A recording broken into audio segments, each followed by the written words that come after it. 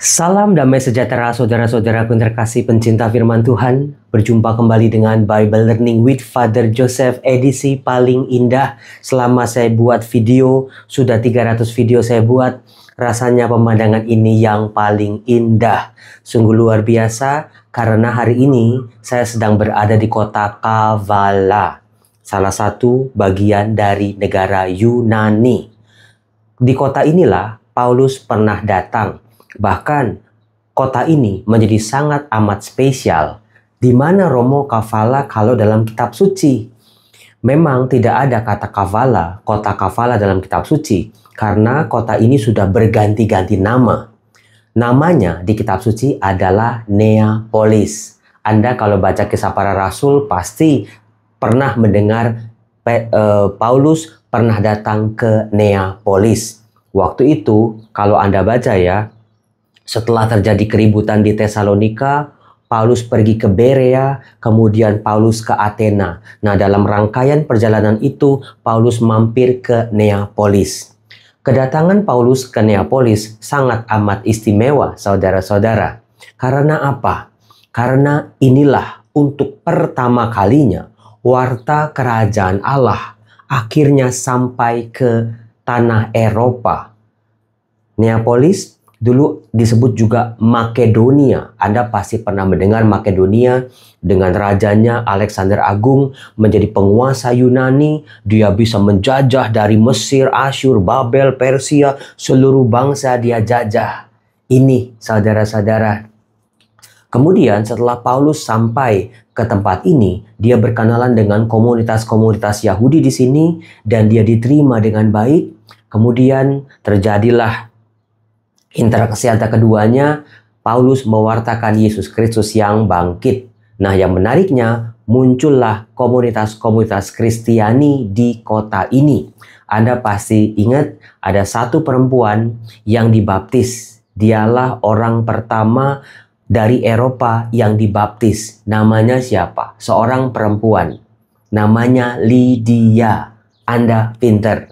Nah, saudara-saudara, karena berjamurnya komunitas Kristiani di tempat ini, kemarin begitu saya masuk ke kota ini, sudah ada satu gereja kecil untuk menghormati Silas, rekan seperjalanan Paulus. Sebelumnya, kira-kira 3 jam dari sini, kami naik bis, itu ada satu monumen di mana Paulus pernah berdialog di kota Berea.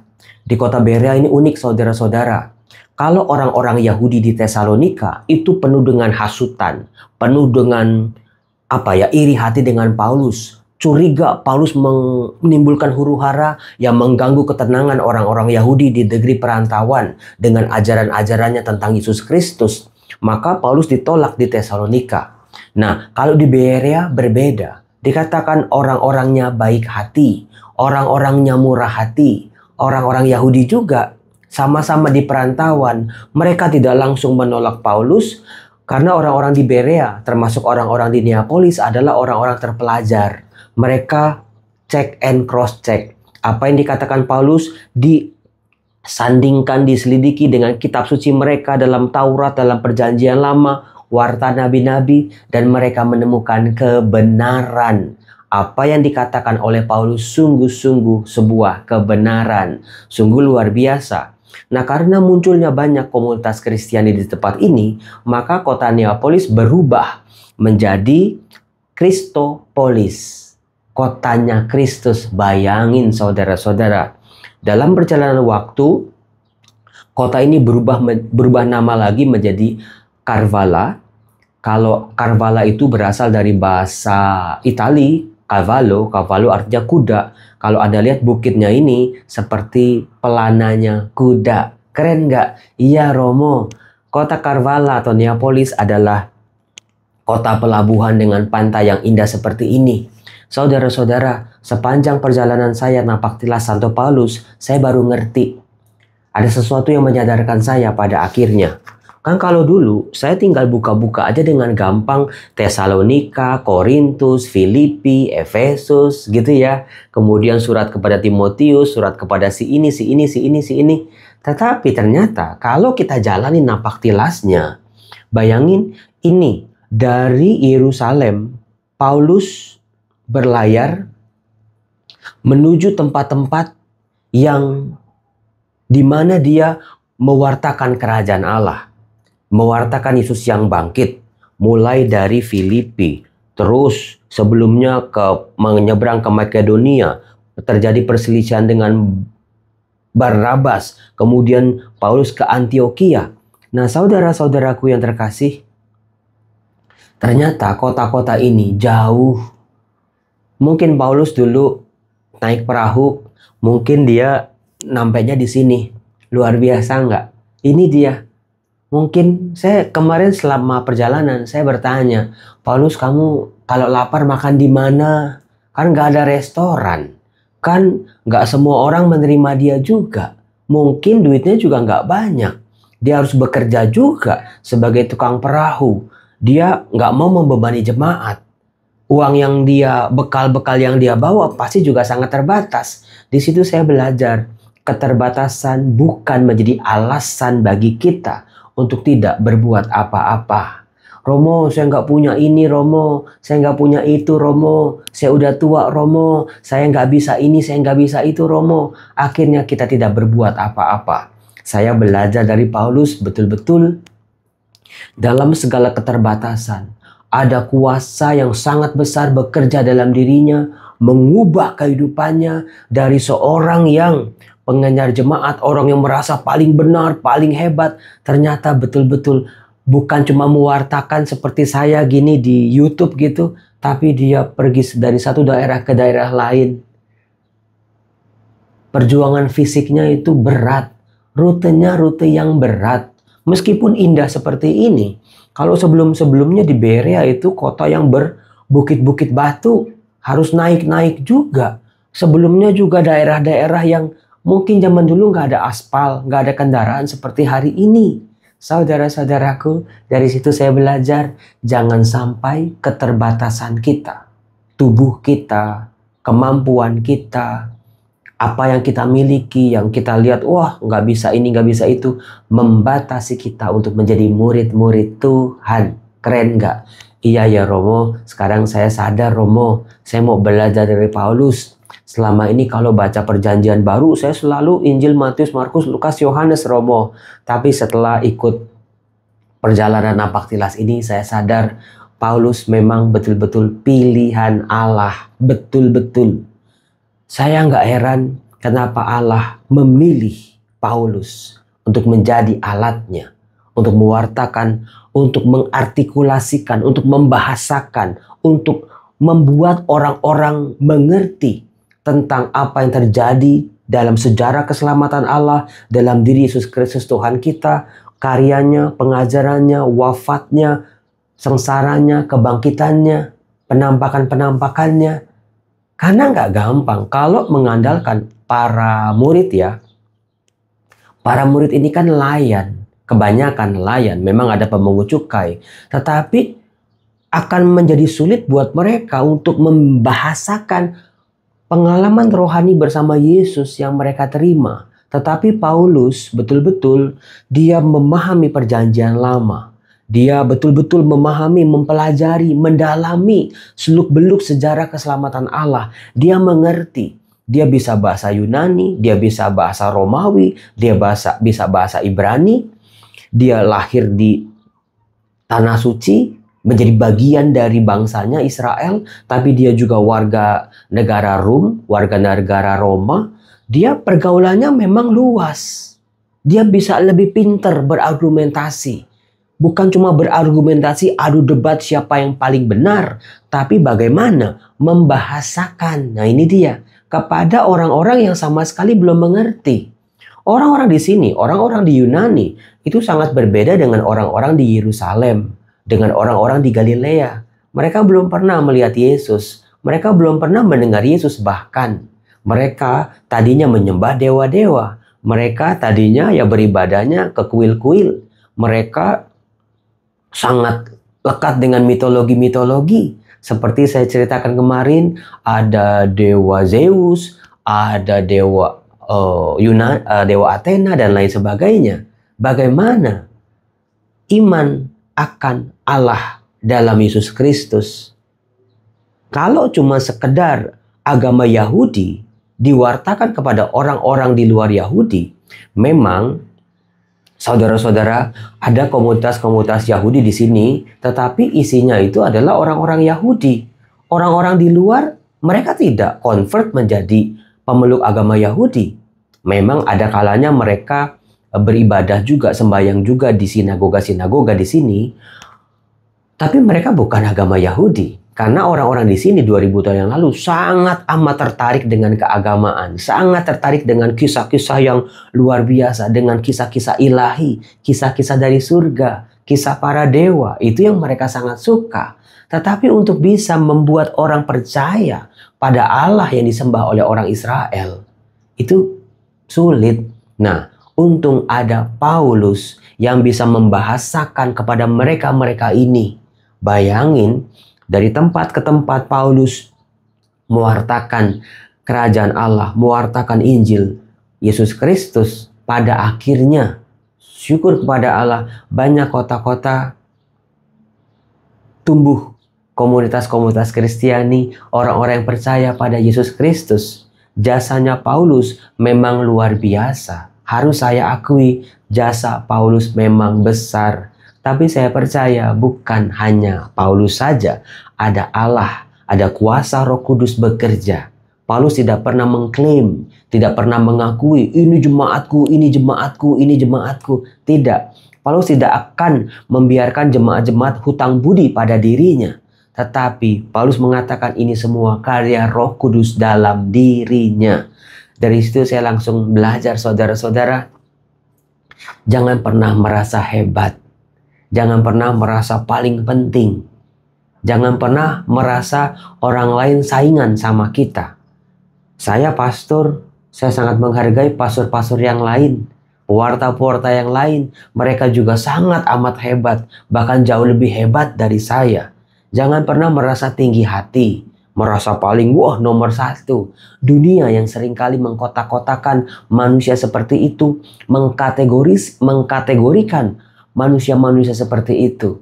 Tapi Paulus, dia bisa membangun jemaat-jemaat yang luar biasa. Dan dia dengan sukacita meninggalkan jemaat-jemaat itu dengan sukarela.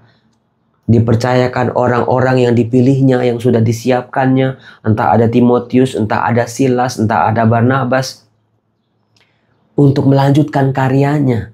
Seringkali seseorang yang sudah terjun dalam sebuah karya pelayanan merasa sayang, merasa nggak enak, merasa nggak nyaman kalau mempercayakan karya ini kepada orang lain, entah kepada anaknya, entah kepada keluarganya, entah kepada orang-orang yang tidak dikenalnya. Sangat sulit. Belajarlah dari Paulus. Dia tidak merasa itu jasanya dia.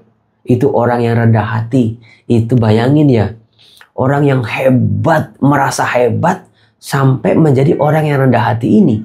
Kuasa apa yang bekerja dalam dirinya? Silakan Anda bayangin sendiri itu. Bagaimana kuasa ini besar, kuasa ini agung. Nah, saudara-saudara, saya mau membacakan kepada Anda. Jadi, rute perjalanan saya Tapak Tilas karena rutenya, karena pesawatnya ya, kami harus flashback, jadi mundur ke belakang. Dari kemarin kami di Athena bukan, kemudian ke Berea, sekarang ke Korintus dulu. Athena, Korintus, kemudian ke Berea, sekarang di Neapolis. Sebetulnya Paulus terbalik arahnya. Ya, saya cuma mundur, namanya juga Tapak Tilas, mundur balik. Saya mau membacakan Anda di Kisah Para Rasul bab 16. Paulus datang juga ke Derbe dan Listra. Di situ ada seorang murid bernama Timotius. Ibunya adalah seorang Yahudi yang telah menjadi percaya, sedangkan ayahnya seorang Yunani. Jadi besok atau hari ini kayaknya saya ke Derbe dan Listra. Saya akan melihat nanti perjumpaan Paulus dengan Timotius. Lalu dalam perjalanan keliling dari kota ke kota, Paulus dan Silas menyampaikan keputusan-keputusan yang diambil para rasul dan para penatua di Yerusalem dengan pesan supaya jemaat-jemaat menurutinya. Jadi perjalanannya Yerusalem terus dibawa oleh Paulus ke kota-kota asing ini. Mereka melintasi tanah Frigia, tanah Galatia, karena Roh Kudus mencegah mereka untuk memberitakan Injil di Asia. Setibanya di Misia, mereka mencoba masuk ke daerah Bitinia, tetapi Roh Kudus tidak mengizinkan mereka. Setelah melintasi Misia, mereka sampai ke Troas. Pada suatu malam, nampaklah oleh Paulus suatu penglihatan, ada seorang Makedonia berdiri di situ dan berseru kepadanya, katanya, "Menyeberanglah kemari, tolonglah kami." Ini asal muasal Paulus ke daerah ini. Ada seorang pemuda di malam dalam sebuah penglihatan mengajak Paulus untuk pergi ke sini untuk menolong mereka. Setelah Paulus melihat penglihatan itu, segeralah kami mencari kesempatan untuk berangkat ke Makedonia, karena dari penglihatan itu kami menarik kesimpulan bahwa Allah telah memanggil kami untuk memberitakan Injil kepada orang-orang di sana. Lalu kami bertolak dari Troas, langsung berlayar ke Samotrake. Keesokan harinya tibalah kami di Neapolis. Nah, ini dia. Bisa jadi salah satu tempat ini menjadi tempat persinggahan Paulus. Seperti kemarin di Berea itu ada sebuah tangga batu, tangga marmer. Itu katanya pernah diinjak oleh Paulus ketika berdiskusi dengan orang-orang Yahudi di Berea. Saudara-saudara, indah sekali bukan? Ini seperti tapal kuda juga sih pantainya. Luar biasa indah. Indah memang ciptaan Tuhan. Indah memang kasih Tuhan. Memang karya Allah sungguh luar biasa. Saudara-saudara, Paulus telah berjerih payah buat kita. Paulus telah mengorbankan segala-galanya. Paulus telah berjerih payah mewartakan Injil Kerajaan Allah. Tinggal bagaimana dengan kita, orang-orang yang percaya ini. Apakah kita masih malas-malesan ketika membaca surat-surat Paulus? Anda bisa bayangin, Paulus pergi ke sini, lalu dia pergi lagi ke tempat lain, baru dari tempat lain dia menulis suratnya. Artinya surat-surat Paulus itu ditulis berdasarkan pengalaman. Bagaimana Paulus berjerih payah menanam benih-benih iman di daerah-daerah ini. Bagaimana dia sangat bersyukur pewartaannya diterima. Orang-orang percaya pada Yesus Kristus, Tuhan dan Juru Selamat. Bagaimana orang-orang menjadi dibaptis. Bagaimana orang-orang berubah hidupnya. Bukan sekedar ganti agama ya, tapi hidupnya ada pertobatan. Hidupnya berbuah dalam kasih. Jadi misinya Paulus bukan berapa banyak dia mempertobatkan orang dalam arti membaptis orang, tapi bagaimana mereka mengenal Kristus dan hidup dalam kasih-Nya. Saudara-saudaraku yang terkasih, saya cuman kalau lihat begini ya, saya cuma terharu saja bagaimana kota Karvala, inilah Neapolis yang ada di Makedonia. Masih sepi karena ini masih pagi, saudara-saudara. Kalau kemarin jam 9 saja masih banyak orang berjemur di sana. Karena kalau musim panas itu siangnya itu matahari terangnya itu sampai jam 9 malam.